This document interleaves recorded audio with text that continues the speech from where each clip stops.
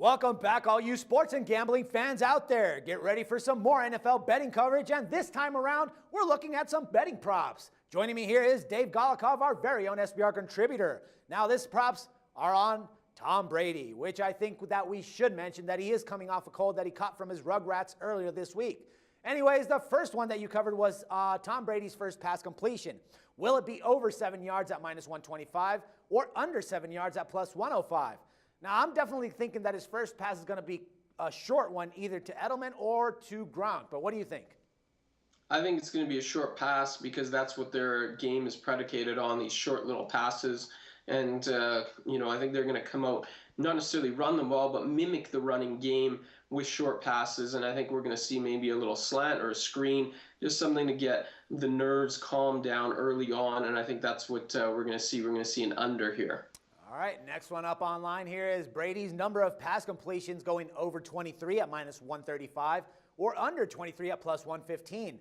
Now, I think that this is going to be a very easy one, and he should go over it easily, over the 23 mark easily. The game is definitely going to start out slow because they're going to run down Seattle's defense with the run game, but they should pick up the pass game later on in the match, don't you think? Well, I actually just think it's a matter of the Patriots completing a ton of these short little passes and him getting over the number. I think they are going to run the ball, but I think they're going to mimic the running game with these short passes, complete a lot of quick hits. Don't allow that Seahawks pass rush to get to them. Three-step drop, get the ball out. And I think that's what gets us over the number here. All right, next up is yardage of Brady's longest pass completion, going over 37.5 plus 110 or under 37.5 minus 130. Now, I think it's tough to imagine Brady going for a long bomb unless if it's a Hail Mary and they really, really need it at the end of the game. But as we've been talking about, I think that this game is going to be more conservative and they're going to look for those short gains with Gronk or Edelman or maybe even Amendola sometimes. What do you think, man? I just think 37.5 is a big play against the Seahawks defense. Doesn't happen very often. Sherman or Thomas is going to have to be really hurt for this to happen. When Maxwell's a pretty good cornerback too, when he's out, all of a sudden the teams can pick on the other corner there. But realistically, I don't think we're seeing a 38-yard pass here against this Legion of Boom. Yep. All right. Now, the other one here is Brady number of touchdown passes going over 1.5 minus 165, under 1.5 plus 135. Now, this is kind of like the only thing that they have going for them, that pass game. And I'm thinking that Brady's going to find the end zone a couple of times late in the game. What do you think? No, I actually like the under. I think that it's a running, when they're going to get close, they're going to try to run. And I think that really we're not going to see a ton of touchdowns in this game. I predict this game at about 2017. So, if you don't have 3 touchdowns, really you need both of them to be passing. I think the Patriots are going to try to run the ball, especially in tight quarters, blow that smallish Seahawks defensive line back a little bit, and I think we see at least one rushing touchdown. So I like the under here. All right, now let's look at the receiver side for Brady. Julian Edelman is the first one up in line, and we're going to look at his first reception. Now, is it going to go over 9 yards at plus 125, or is it going to go under 9 yards at minus 145? Now, I'm thinking under because he usually tends to play the slot, but what do you think? Yeah, I do like the under. It goes hand in hand with the other prop of the first completion.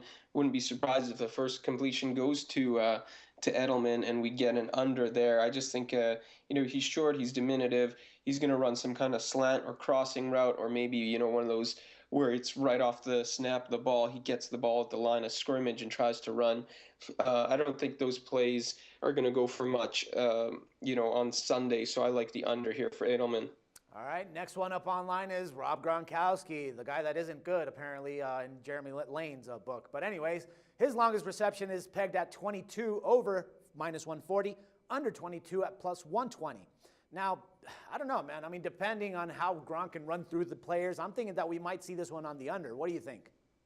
I wouldn't be surprised if we get an over here just because the Patriots are probably going to try to find Gronkowski or Tom Brady will and try to make a statement. He's going to be motivated for this game. He's really just got to run up the seam and maybe break one tackle. I think it's doable, and I think that Brady's really going to be looking for him.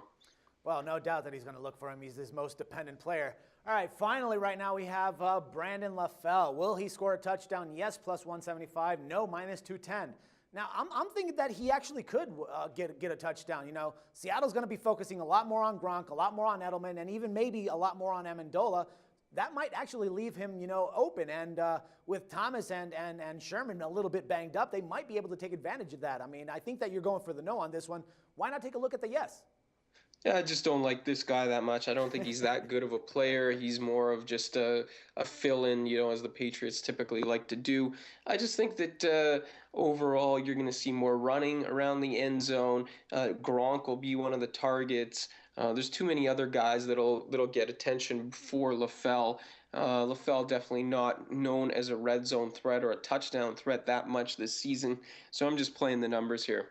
All right, man. Good stuff, Dave. Thanks for the insights and all the picks. We'll talk again on Monday, and everyone else, make sure to check back with us on Monday as well for some more sports coverage and your free picks. Till then, for SBR Picks, this is Dax Floyd.